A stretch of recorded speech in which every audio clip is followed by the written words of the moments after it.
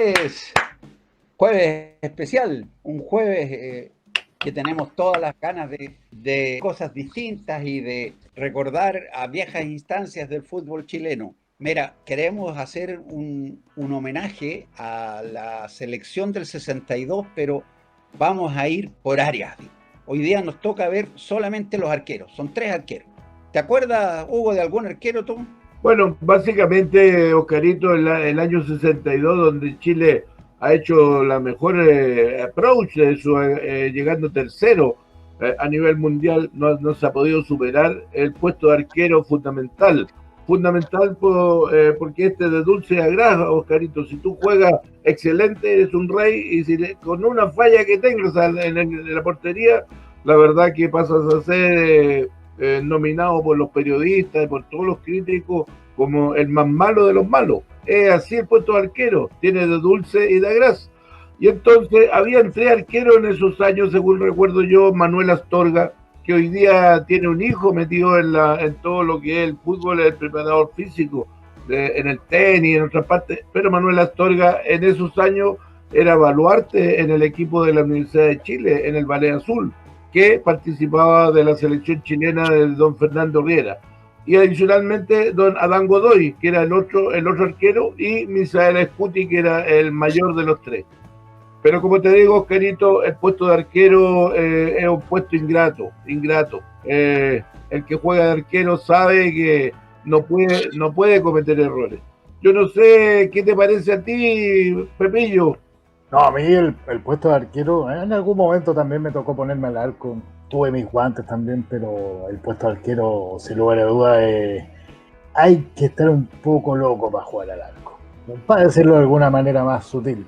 Pero hay que tenerlos bien puestos, sea quien esté bajo los 3 palos. Porque es muy difícil jugar al arco, ordenar la defensa, tener voz de mando, gritar cuando corresponde, y más encima estar sumamente concentrado. Un error, una desconcentración y es fatal. Te transformas en villano inmediatamente, como dice Hugo. Pasas de héroe a villano en un tris de segundo. Entonces, la posición en sí del arquero es complicada, es difícil y es sacrificada. O sea, mis mayores respetos a quienes juegan al arco. Y créeme que tengo amigos que... Uno de ellos que se destacó toda la vida cuando jugábamos en el barrio.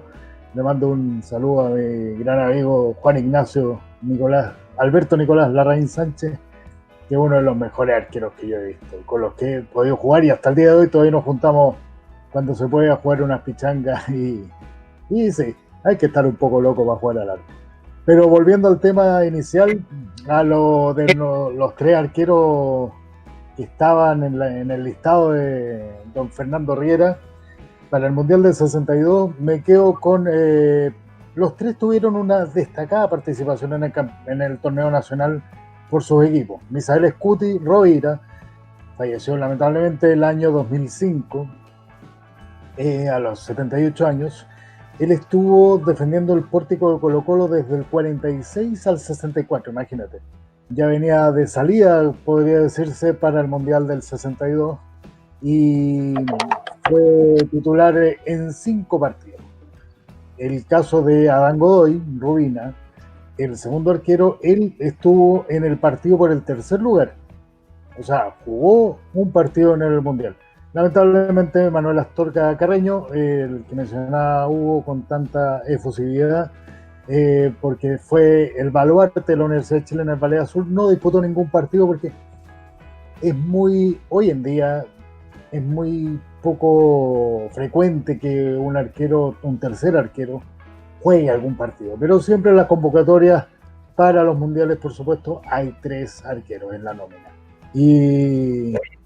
Oye, yo quiero, perdón que los interrumpa, pero quiero agregar algo. Mira, Misael Scuti jugó 5 de los 6 partidos. ¿Por qué? Porque le echaron, todos los periodistas y toda la gente le echó la culpa de la pérdida contra Yugoslavia, creo que fue, ¿ya? Y que le echaron la culpa a Scuti, ¿ya? Y él se ofendió tanto y se lo tomó tan a pecho que no renunció, pero le dijo a don Fernando que actuara a Adán Godoy, y por eso que lo pusieron a Godoy en el último partido.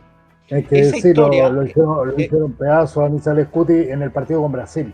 Le con echaron Brasil toda la fue, caballería encima. Sí, porque fue parece la que fue semifinal. no me acuerdo con quién fue, parece, sí, No pues fue con la Brasil tiene que semifinal, haber sido. fue la Oye, semifinal con Brasil.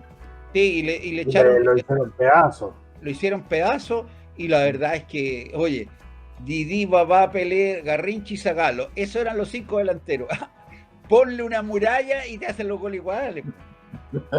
¿Ya? Oye, pero aquí, tal como ustedes decían, pues, de dulce y de grasa, ¿ah?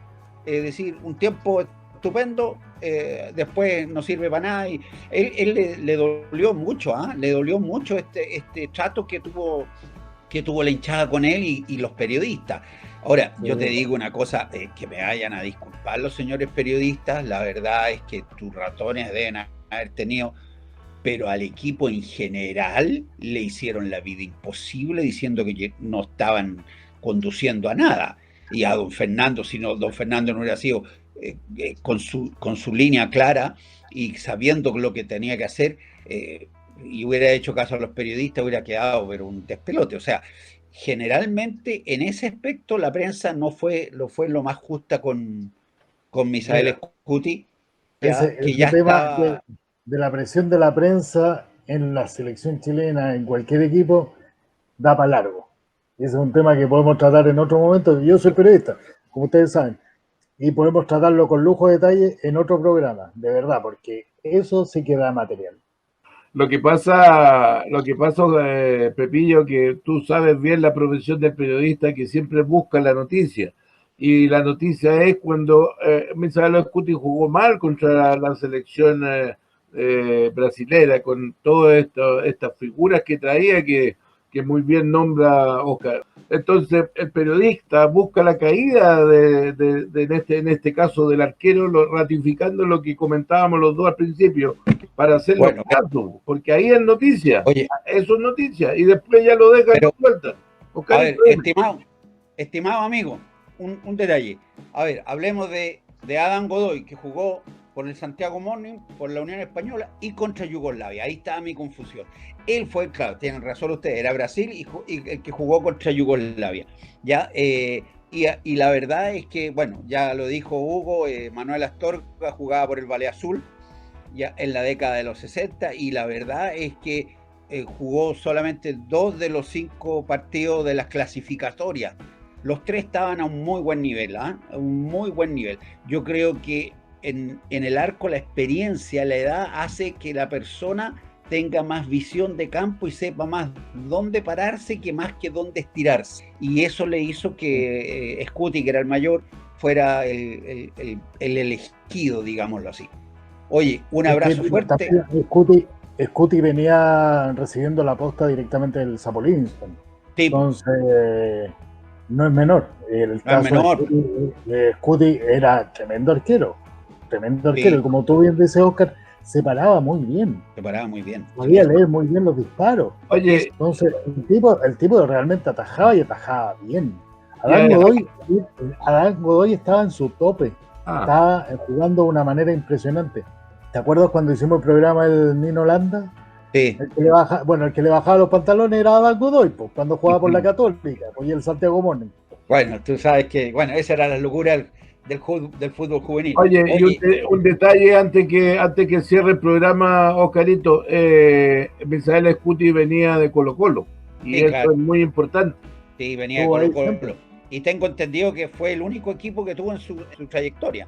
Sí, claro. Entonces, en esa época se jugaba por amor a la camiseta, no por las lucas. Así es, ¿Ya? así es. Uno jugaba para transpirar la camiseta y era un verdadero desafío ir el domingo a jugar o el sábado, dependiendo el nivel. Y habían partidos dobles, pues, igual que en el cine antiguo, doble partido. Yo me acuerdo que estábamos como 4 horas, 6 horas dentro del estadio. Llegábamos antes, nos íbamos tarde, Me mandé nos mi tomábamos jornada café doble en el Nacional. Y en el Nacional, cuando. Los hexagonales, ¿te vas a acordar? Los hexagonales. en los hexagonales. Pero ojo, estamos hablando de Sí.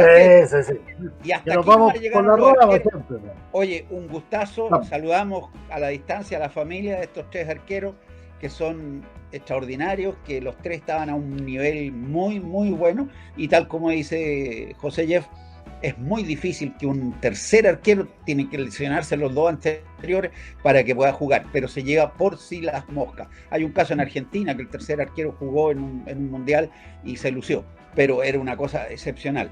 En todo caso, señores, señoritas, un gusto, pero jueves de fútbol, jueves de historia. Mira, queremos seguir en esta vieja historia que hemos estado de algunos jueves hablando sobre el Mundial del 62. ¿Ya? Ok. A ver, ¿cuáles son de los defensores el que más le gusta a Hugo Pereira? Muchas gracias por el pase. Y a mí, como soy de la U, a mí me gustan los de la U. Entonces, Carlos Contreras, que era titular, era el último hombre, junto a don Raúl Sánchez, que era el experto, porque recordemos que de los grandes backcentros, Elías Figueroa aprendió de Raúl Sánchez, dijo muchas veces eso, pero en esos años estaba Lucho Izaguirre por un lado, don Sergio Navarro por otro, y al medio compartía Carlos Contreras con don Raúl Sánchez. Ellos eran los titulares de Fernando Riera. Ahora, Sergio Valdés y Hugo Lepe, que también eran muy buenos defensores, no eran los titulares. Estos cuatro, digo yo, eran titulares. En esos años, Carito, se jugaba con cuatro a última línea porque la idea era atacar. Se le daba más prioridad al ataque que a la defensa. Pero como venían estos monstruos de Brasil y de Yugoslavia a jugar, con cuatro se defendían. Entonces quedaban tres a última línea y el 5 salía a marcar al 9, que el que venía de goleador del equipo contrario. Normalmente esa era la técnica del ataque. Yo tuve el orgullo de conocer a don Sergio Navarro en la Universidad de Chile.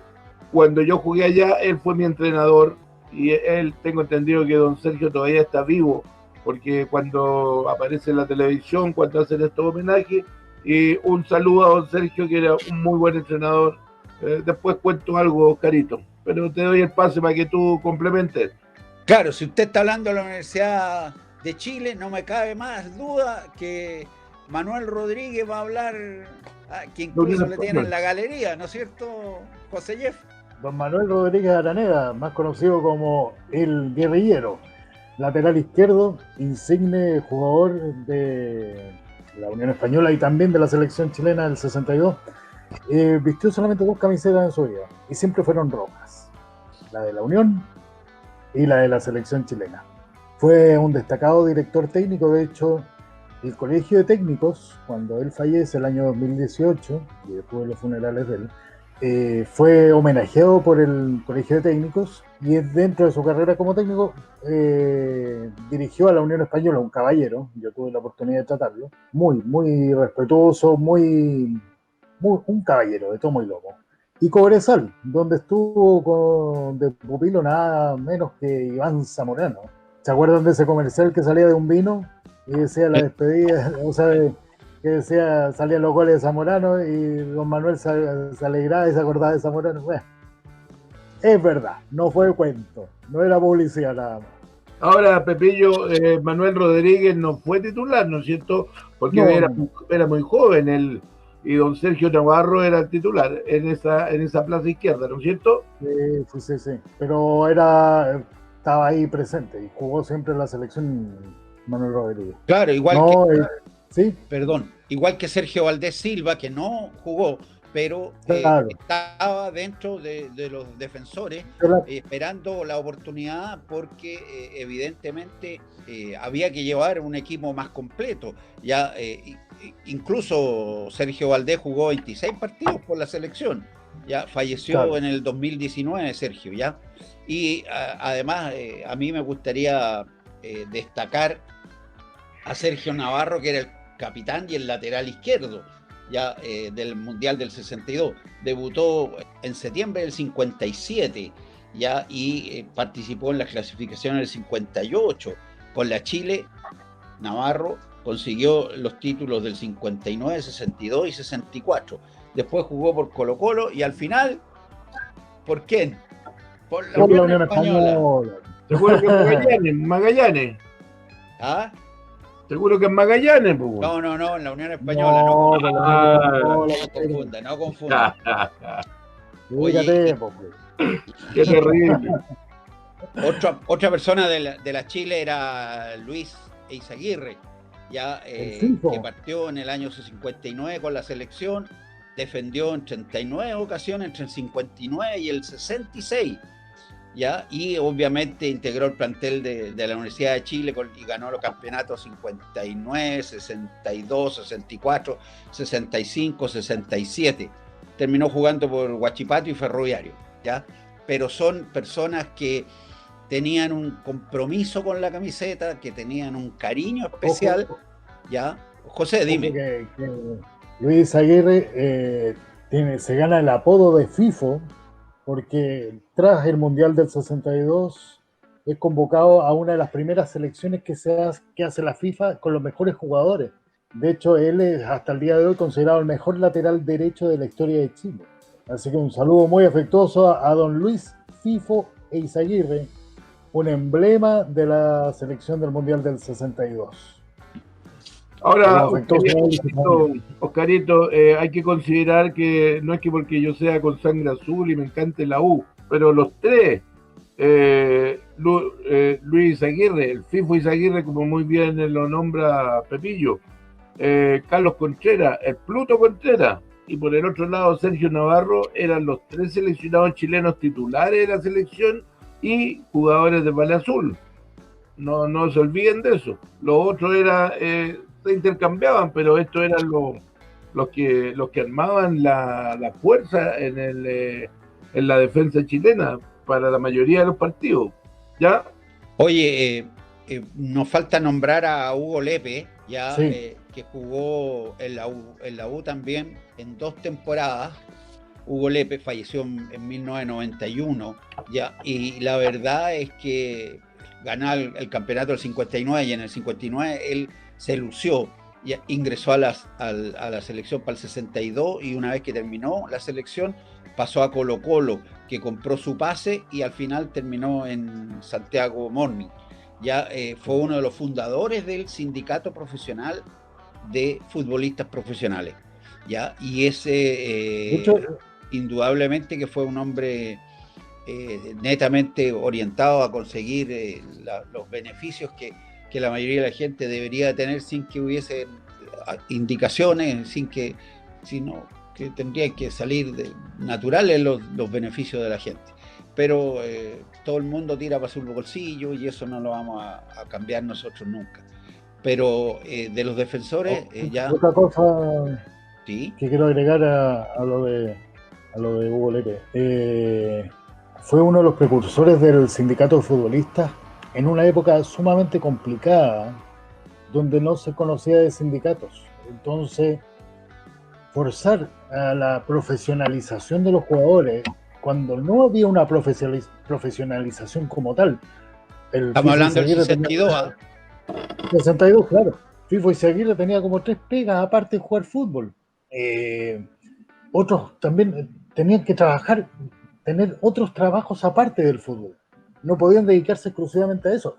Por eso algunos tenían un estado físico que venía bien a maltraer, porque tenían que hacer trabajos físicos, muchos en la construcción o en otro oficio, más allá de jugar fútbol. Entonces eso les generaba un desgaste que no consideraban los dirigentes. Entonces la labor de Hugo Lepe, más allá de lo que hizo en la cancha, al día de hoy tiene que ser reconocido. En la serie del Mundial del 62 que hizo TVN, la figura de Hugo Lepe está ahí, rutilante, como debe ser.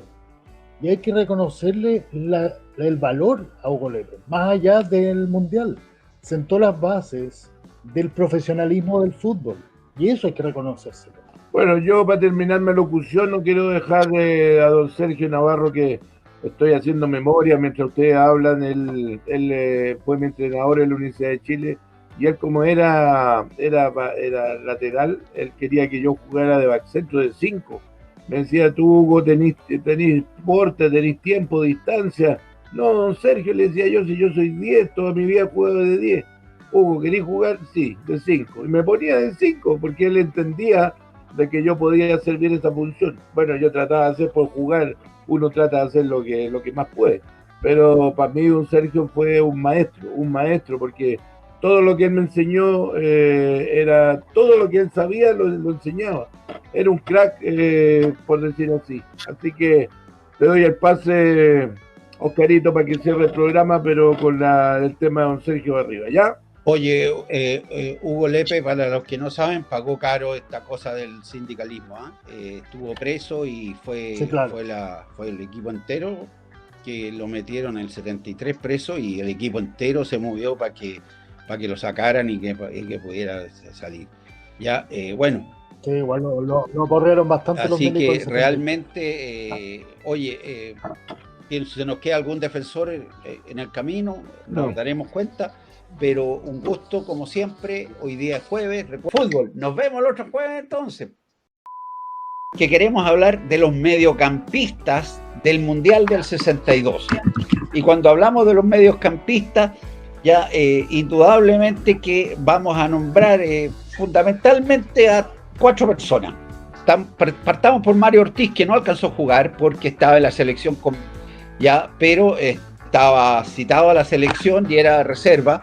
Lamentablemente Mario falleció en el 2006, jugó en 20 partidos internacionales, debutó en su manera de jugar fútbol en el año 49 en el Green Gross, después llegó en el 58 a Colo Colo, etcétera, etcétera, y falleció al final ya en el 2006. Indudablemente que entre el 60 y el 63, siendo logró las mejores ¿cómo se llama? Instancias de evaluación, y que estuvo jugando hasta el año 65, que se retiró del fútbol. Fue campeón en el 55 con Palestino. Claro. No es menor. No es menor. Oye, José, no sé si quieres hacer algún comentario de alguno que no sea de la Unión Española. Mira, voy a hablar de don Jorge Toro Sánchez. Que don Jorge todavía está vivo, lo pude ver en los funerales de Manuel Rodríguez, y estuvo con la selección chilena desde el 59 al 73. Y estuvo con la selección chilena desde el 59 al 73. Jugó en 29 oportunidades por la selección y nada menos que marcó 6 goles, siendo que era un jugador un poco más retraído en el ataque, no participaba tanto del ataque, sino que era más distribuidor de juego y un aguerrido a la hora de poner la marca. Fue capitán en el partido por el tercer lugar, por eso yo hacía referencia al capitán, don Jorge Toro, porque igualmente todos lo reconocen como capitán, igual que a don Sergio Navarro, porque eran las voces cantantes dentro del camarín. Le anotó uno de los goles a Italia en la primera fase, en la batalla de Santiago, ese partido memorable donde el Chita Cruz demostró su dote pugilística de manera excepcional contra el italiano. No era menos, es un partido que venía caliente. Un día vamos a hacer un capítulo especial sobre la batalla de Santiago, ese partido entre Chile y la República de Italia en la primera fase del Mundial del 62. Pepe, ¿no fue Leonel Sánchez quien le pegó? Perdón. Sí, Leonel Sánchez, tienes toda la razón. Me confundí yo. Es que el Chita Cruz le bajaba los pantalones a Pelé. A Pelé, sí. Me confundí. Bueno, fue el primer futbolista chileno en ser transferido al fútbol italiano, fichando por la Sampdoria y dejando una Toro. Sí, Jorge Toro. Dejó una muy, muy buena imagen don Jorge Toro en la Sampdoria. Después pasó al Módena, al Hellas Verona, y volvió finalmente al Módena. Después a mediados del 71 recala en Colo Colo, y en el 76 se retiró del fútbol profesional después de haber jugado por Deportes La Serena. Y después también fue campeón con la Unión Española en el 73, si no me equivoco. Después tuvo una campaña como entrenador con Unión La Calera, Deportes Colchagua. Ahí el negro se perdió haber sido entrenado por don Jorge Toro, ¿viste? Por no haber querido irse a Colchagua. El Wanderers, Iquique y Cobreloa, y con el que logró el torneo del 85. O sea, tuvo una muy buena carrera también como entrenador. don Jorge Toro, un baluarte de la selección chilena de 1962 y un caballero. Un abrazo grande y un saludo enorme a don Jorge. Bueno, sí. Yo quiero intervenir en lo que era la táctica de la selección chilena en esos años de 1962. Y resulta que habían 3 posiciones en el medio campo. Básicamente Humberto Chita Cruz era el número 6, un 6 mentiroso, un 6 un poquito adelantado, como el 5, un poquito más arriba. Y después estaba Eladio Rojas y adelante de él estaba don Jorge Toro, que era, como muy bien dice Pepillo, era bueno, capitán hacía con don Sergio. Pero resulta que cuando se doblaban en ataque los 3 delanteros, que vamos a ver otro día, vamos a hablar de los delanteros, pero hoy día quiero decir yo que tanto Eladio Rojas como Jorge Toro se integraban a la delantera. Entonces atacaban 5, porque en esos años los partidos terminaban, eran 5-4, 3-2, no era como ahora que 0-0, 1-0, 2-1. Se jugaba a la delantera, entonces ellos se incorporaban al ataque, tanto Eladio Rojas como Jorge Toro. Y ahí está el gol histórico que recuerda Pepillo, que le hace a los italianos, un tiro de lejos extraordinario, que todavía hoy día están haciendo. Sí, Pepillo, dime. No, eso mismo, o sea, me acordaba de la espectacularidad de ese gol. Hay mucha gente que tuvo la oportunidad de revivir la campaña del 62 en el canal del fútbol y al gozar con esos goles como lo hacía Oscar cuando fue al estadio al Mundial. O sea, me imagino, en las mismas condiciones.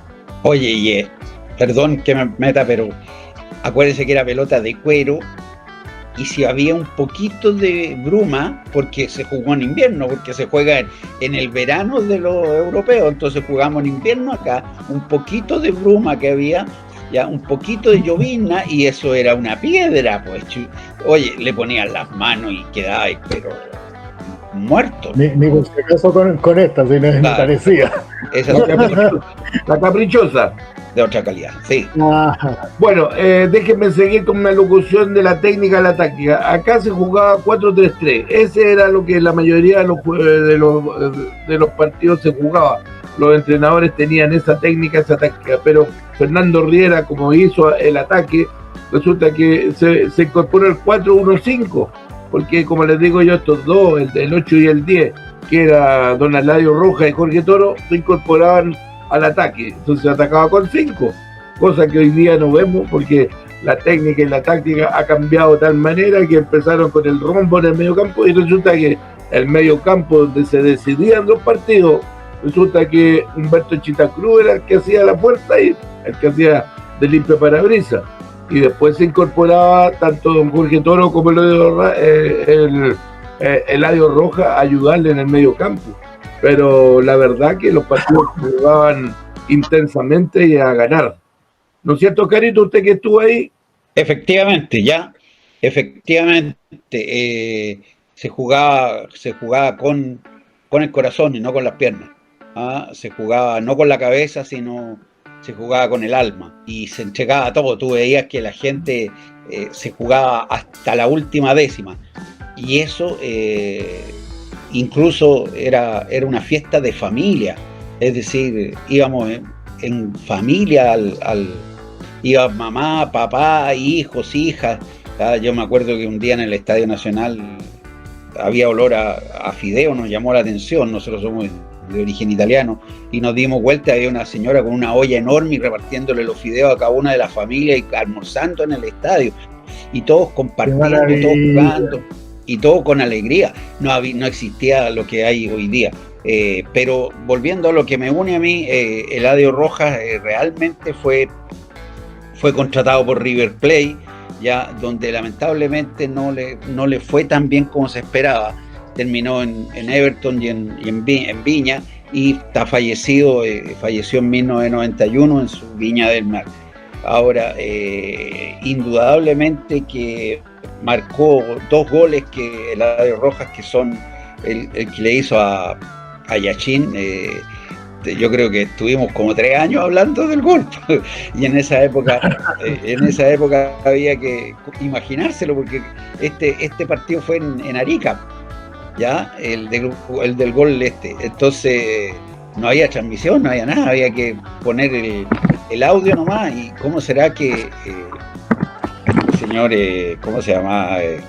El que transmitía fútbol, que le pusieron el nombre del Estadio Nacional a él. Julio Martínez. Es Julio Martínez. Julio Martínez grabó un long play con lo del Mundial y con ese gol, y con esa plata que ganó se compró un auto, para que vean ustedes la euforia que había, porque no había otra manera de que escucharlo, y como no habían grabadoras en esa época, la gente compraba el long play para escuchar el partido y el Mundial, y para escuchar todas las grabaciones que Julio Martínez hizo.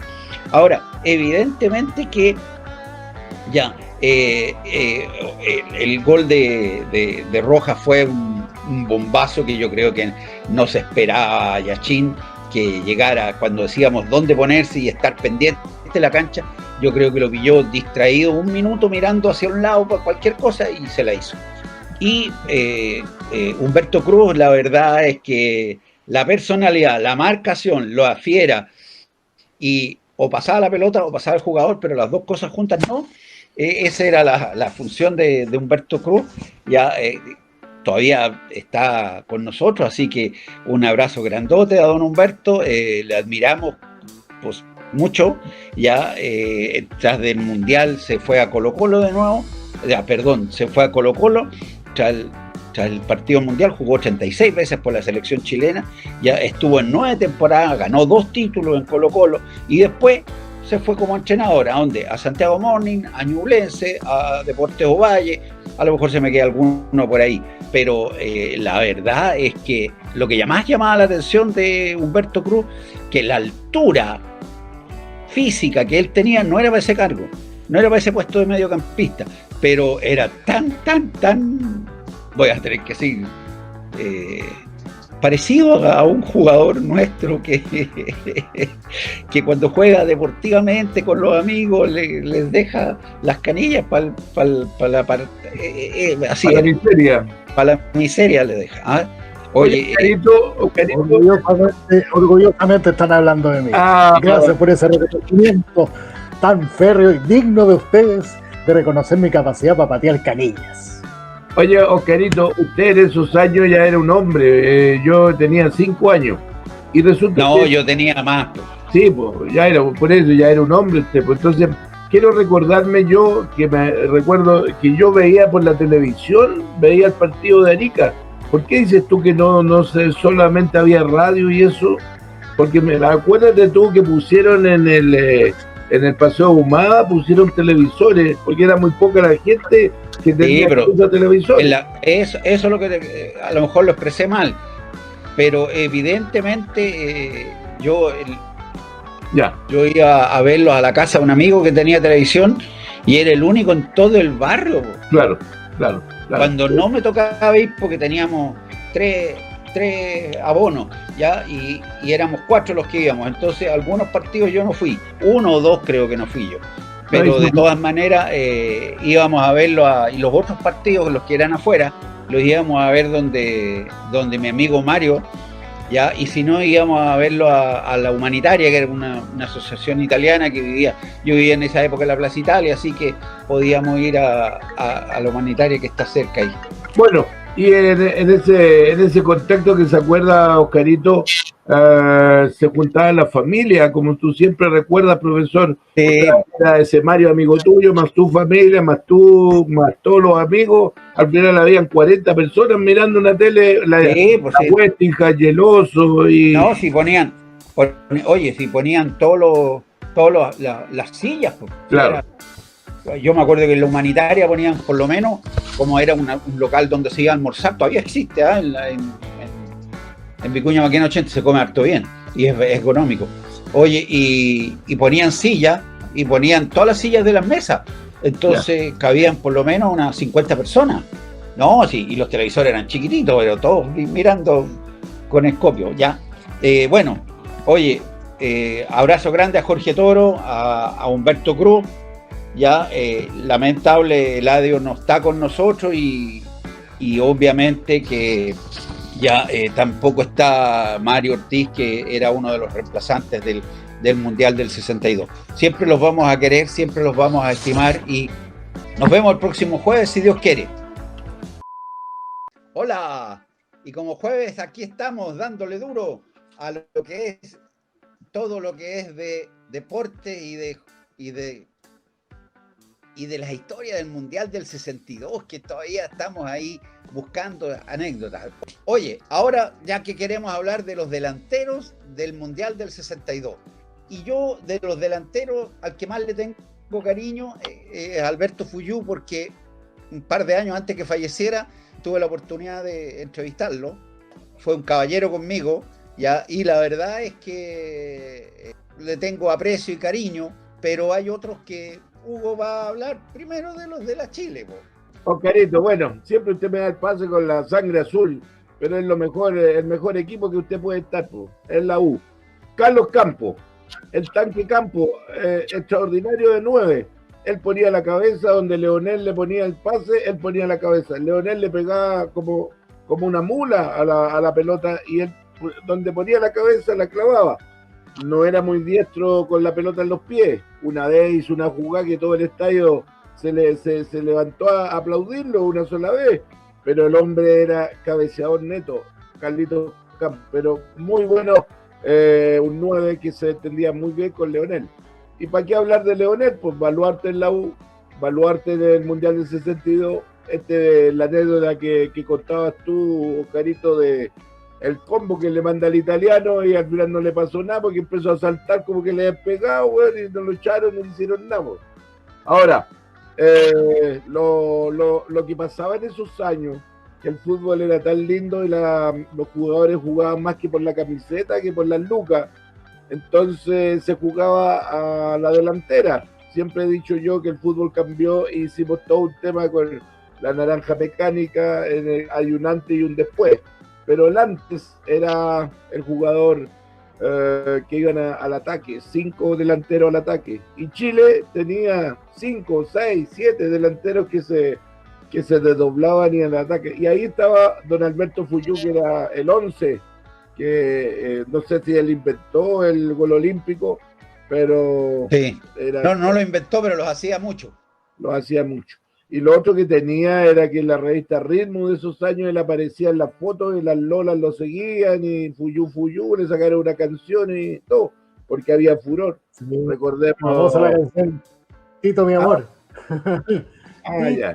Tito, mi amor. Sí, famosa la canción, todo un éxito junto con el rock del mundial. Claro, los Ramblers, me acuerdo, hicieron el rock del mundial que hasta el día de hoy lo conocemos, nuestras generaciones lo escuchan. Pero bueno, aparte de Leonel y Carlitos Campos, que eran los extraordinarios para mi gusto, Alberto Fuyú, que era el 11, estaba también Armando Tobar, que de Católica muy re bueno. Pero voy a dejar para el final, bueno, hubieron 2 que no jugaron, que era Mario Ortiz y Braulio Musso. Ahora Braulio Musso, yo siempre lo coticé en la Universidad de Chile como un back centro, pero bueno, yo le quiero dar el pase a José, le voy a dejar para el final a Gran Honorino Landa. Media abajo, oye, sí, Gascón y un baluarte de Unión Española. Pepillo, ¿qué puedes decirme tú de Leonel y de este otro delantero? Te podría decir toda la vida de Honorino, porque no se puede conseguir a la Unión Española sin Honorino Landa, Vera, y tampoco se puede conseguir a la Unión Española a Honorino Landa sin la Unión Española. Tanto así que la Galería Sur, donde se pone la Furia Roja, se llama Honorino Landa. Está dentro del himno de la Unión Española. Y hay algo muy curioso con Honorino y la selección chilena, porque él un día 30 de mayo del año 62, a las 3 de la tarde o las 5 de la tarde, dio el puntapié inicial del Mundial. Y en la misma fecha, el año 87, él perdió el partido que estaba disputando contra el Cáncer. También un 30 de mayo de 1987 a las 5 de la tarde en punto. 27 años después de ese puntapié inicial que da inicio al Mundial del 62 que estamos recordando hoy en día. Honorino Landa es un emblema del fútbol, es la alegría del fútbol, la alegría y el gol. Como bien dices, de los jugadores de de las medias abajo, sin canillera, que jugaba libre, corría, se divertía, reía dentro de la cancha y hacía reír al resto. Su condición física era envidiable, hizo que, si bien era uno de los más pequeños, de los más jóvenes, en la escuadra nacional fue titular, se ganó el puesto de titular y tenía un dribbling endemoniado. Como bien dice Hugo en muchas otras oportunidades, ese dribbling endemoniado que no sabía si iba para allá, para acá, por arriba, por abajo, por el lado, por donde fuera, te pasaba y te dejaba a los defensas tirados en el piso, de espalda, de guata, como fuera, jugaba con los arqueros, los hacía reír. Bueno, pueden ustedes revisar también el especial que nosotros hicimos a la figura de Honorino Landa en BLL Fútbol. Honorino Landa es la alegría y el gol. Definitivamente, para mí es un emblema de la Unión Española y por algo se le recuerda hasta el día de hoy como el gran número 9 de la Unión Española. Lamentablemente, quizás las tantas patadas que le dieron en el Mundial del 62 no permitieron que metiera goles, pero tuvo ahí una chilena maravillosa contra Brasil. Después otra jugada contra la Unión Soviética, que ya China atajó muy bien. No, tuvo oportunidad y sus condiciones futbolísticas eran inusitadas para la época. Tanto así que la revista El Gráfico dice, hay veces en que la cigüeña se equivoca y deja a los bebés en el otro lado de la cordillera, para referirse al Gráfico de Argentina. Así referían a Honorino Landa porque era un fuera de serie. Otro que quiero destacar es al superclase, Mario Moreno, Burgos, que era de profesión arquitecto y debutó en la selección para anotando un total de 8 goles en su carrera. El superclase le llamaban. Ese fue un jugador indiscutido, era de otro nivel, el superclase. Seguramente se acuerdan, Hugo se puede acordar o Oscar se acuerdan un poco más de Mario Moreno, el superclase. Era emblema del Colo-Colo. Efectivamente. Oye, yo quiero decir un par de cosas. Campos siempre jugó por la China, me parece, ya, y marcó 183 goles entre el 56 y el 69. 183 goles, defendió a Chile en 12 ocasiones y anotó 3 goles por Chile, ¿ya? Y la verdad es que el juego aéreo era la especialidad de él, tal como lo dijo Hugo. Pero también quiero referirme a Leonel Sánchez, porque marcó 4 goles en el Mundial del 62 y estuvo a la misma altura de Garrincha, de Babá, del húngaro Froilan Albert, del ruso Ivanov y del yugoslavo Jerkovic. Es decir, estuvo con buen puntaje Leonel Sánchez para el Mundial y efectivamente ya fue considerado uno de los históricos ahora. Ganó 6 títulos por la Universidad de Chile, después jugó en el año 70 en Colo-Colo, y después pasó a Palestino el 71 y después jugó en Ferroviario 72, 73, pero sencillamente su historia se basa en el Mundial del 62 y jugó también en la del 58, y la verdad es que es una persona que, don Leonel, es una persona que le mandamos un cariñoso abrazo, saludo, y la verdad es que es una persona que daría gusto tener jugadores de nuevo así. A ver, yo soy italiano y el puñete a los italianos, pero es que los pateaban como caballos. Perdónenme, no se justifica el golpe, pero es que el golpe era mucho. No estábamos acostumbrados en Chile. De mitad de cancha para atrás, pues repartían, pero repartían lejos. Oye, no estábamos acostumbrados en Chile a ver ese. Hoy día sí. Hoy día ya saben, hoy día todos dan todo. Pero en esa época nosotros éramos de pre-kinder y los otros eran magíster. Entonces te daban Oye, pero ojo, que los brasileños ya tenían la guadaña cuando estaban acogotados y no sabían qué hacer, ya empezaban con la Ah, chuleta. bueno, siempre. Brasil juega lindo hasta que va perdiendo y empieza a repartir hacha. Tal cual. Es Ahí le como sale el lo, río de la plata que lleva en el claro, es como los uruguayos que a mitad de cancha te hacen foul, foul, foul y no te dejan organizar.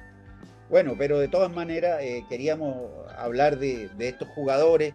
Ya de Alberto Fuyú ya estuvo en el Mundial del 62 y el 66, perdón. Jugó por la Católica, la verdad. Ya ganó el 75 cuando tuvo que subir de nuevo al ascenso, desde el ascenso, los Cruzados. Jugó por Huachipato y Unión Española y hizo campañas buenas en Francia. Fue Antes uno de de los irse a Francia primeros que jugó el 72 por la Unión, claro, justo antes hizo, de irse a Francia. y se hizo buen juego en Francia y tuvo una buena participación. Queríamos darle este homenaje, un abrazo fuerte a los familiares, ya a los que nos acompañan todavía, a Braulio Muso, a Carlos Campos, a Leonel Sánchez, ya me parece que los demás, Jorge, parece que, efectivamente, y un abrazo a la familia de los que no nos acompañan ya, como Mario Moreno, ya como Norino Landa, como Mario Ortiz, ya. Armando Tobar también. Tobar también, claro, efectivamente, Armando, ya, que un abrazo grande y que nos gustaría volver a ese fútbol, pero más que nada nos gustaría a esa pasión por la camiseta y ese acompañamiento que tenía todo el estadio en favor de una sola cosa, oye, de la roja de todo. Oye, me está acordando que no nombramos a don Jaime Ramírez Banda. Jaime Ramírez, ¿verdad? ¿Verdad? Debutó profesionalmente en la Universidad de Chile en la época gloriosa de la U del Ballet Azul. Sí, y fue campeón con falleció en 2003. Sí. Y además jugó por Audax Italiano. Yo como me voy a olvidar de Jaime Ramírez. Jugó casi por todos los equipos de Chile. Jugó en el O'Higgins, Huachipato, ese equipo que mencionaste tú, Laureano San Felipe, Palestino. Y estuvo en el Racing de Argentina. Nada menos. Nada menos que en el Racing de Argentina. Jugó 56 partidos por la selección y marcó 13 goles. ¿Ya? Y la verdad es que jugó también en el Mundial del 62 y le hizo goles a Suiza y a Italia. Jaime Ramírez es considerado hasta el día de hoy uno de los grandes delanteros. De los grandes delanteros del fútbol chileno, del Ballet Azul, para que el Hugo se quede tranquilo. Ya fue campeón también con el Colo-Colo y después jugó por varios equipos. Ya pasando por la Unión Española para que mi otro amigo se quede tranquilo. No, fue entrenador de la Unión. Fue entrenador de la Unión, perdón, tenés razón, fue entrenador. Oye, y la verdad es que jugó, entrenó equipos nacionales y de Centroamérica también. Ya era una persona muy, muy especial, como eran todos los jugadores en esa época, no eran divos, eran jugadores, ellos amaban y pasión por el fútbol, ya era otra cosa. Oye, a la familia de Jaime Ramírez un abrazo grande también. Oscarito, Hugo, perdón que te interrumpa, pero al parecer, a lo mejor estoy equivocado, pero Jaime Ramírez tuvo un hijo que jugó también en primera división. Parece que es la Unión, Pepillo, ¿o no? Don Jaime Ramírez. Jaime Ramírez, hijo. Sí. Otro día vamos a tratar de contactarnos con Jaime Ramírez. Y bueno. Entrevistarlo. Porque me acuerdo, era del tiempo que yo jugué. Bien, bueno. Sí, claro. Jaime Ramírez, hijo. Oye, un gran abrazo a todos los amigos que nos siguen. Recuérdense que estamos auspiciados por Clínica Carmona, especialistas en implantes, ¿ya? Y que no nos queda más que decir qué linda la época del 62. Qué rico la suerte que Dios me dio de poder estar en ese estadio y gritar los goles. Y qué pena que no me haya dado cuenta de lo que yo estaba viviendo, que lo encontré lo más normal de era como ir al fútbol nomás, pero no con la trayectoria que ha tenido en el tiempo con nosotros. Oye, un abrazo, amigo, escríbanos, tenemos casilla, tenemos teléfono, queremos saber de usted.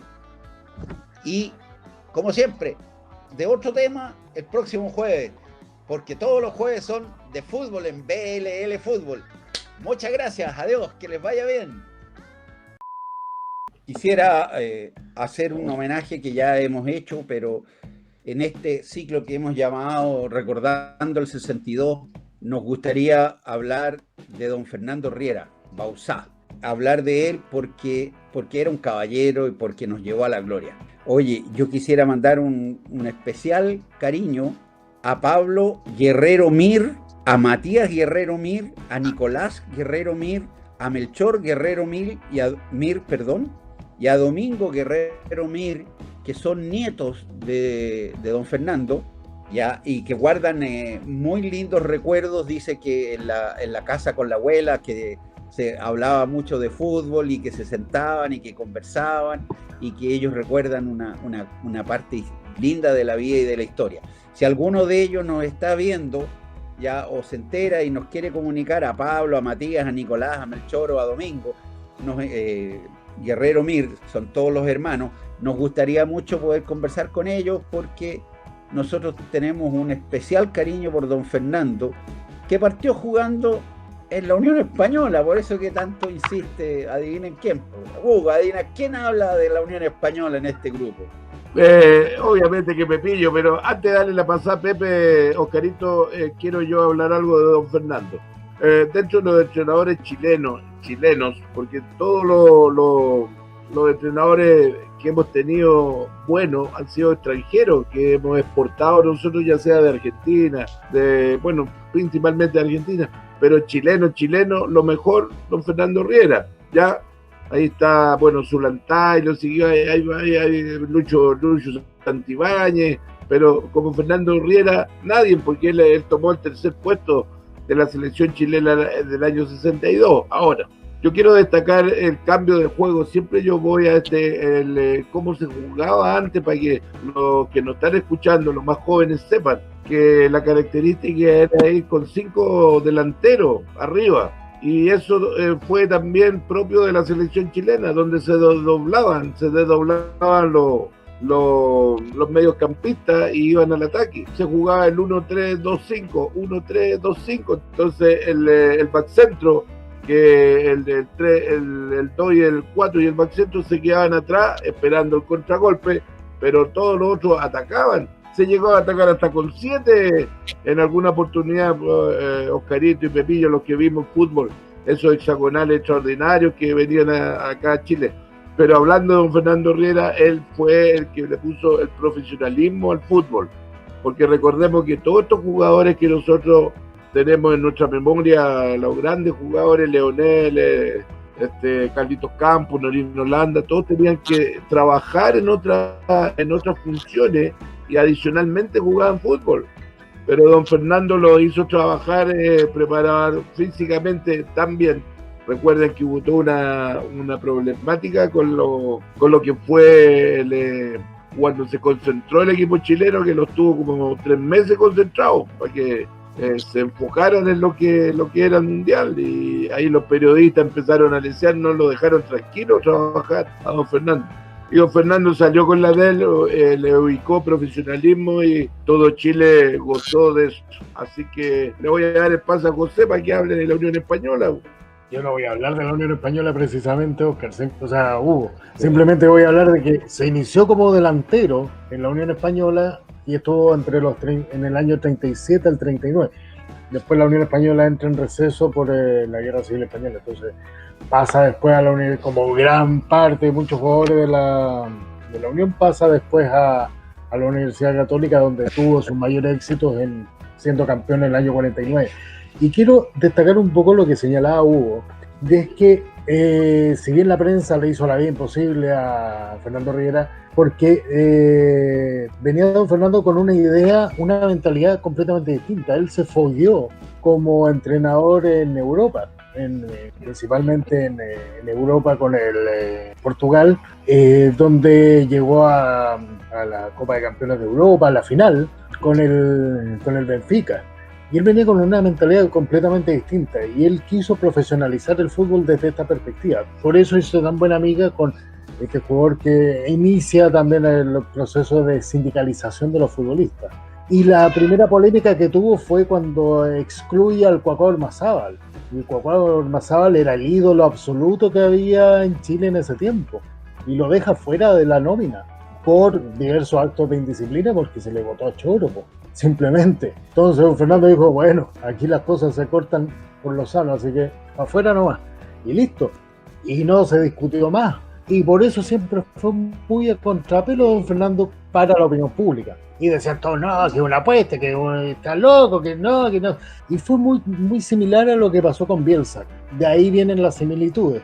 Don Fernando hizo escuela, como bien dice Hugo, Zulantay, el Zorro Álamo también estaba. El Zorro Álamo que estaba en la época igual, Lucho Santibáñez. Y así sucesivamente una gran cantidad de entrenadores chilenos que fueron siguiendo su escuela.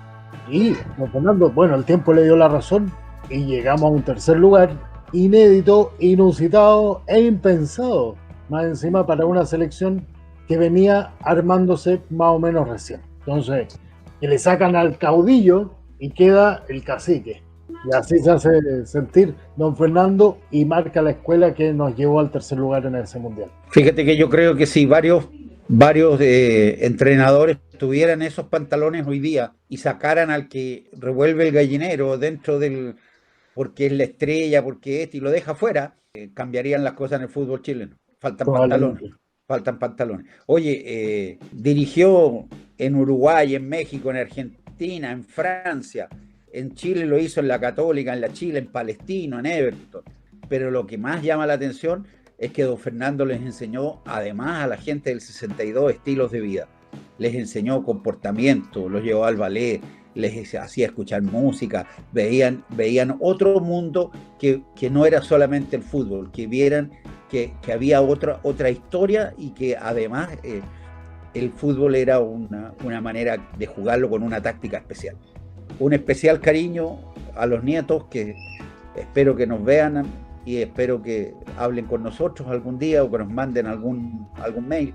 ¿Ya? Y además decirles que este jueves ha sido un homenaje a uno de los grandes de la vida, de la historia del Mundial. Que les vaya bien y nos vemos el otro jueves. ¡Chao!